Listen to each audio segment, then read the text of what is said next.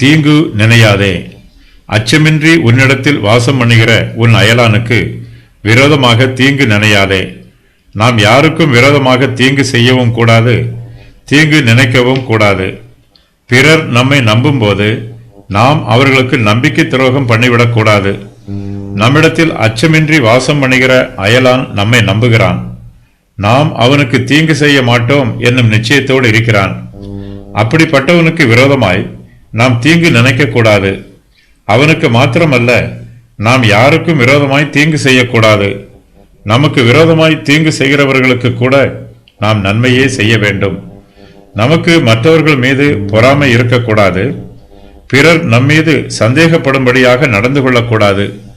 நாமும் மற்றவர்களுடைய நம்பிக்கைக்கு பாத்திரவான்களாய் நடந்து கொள்ள வேண்டும்.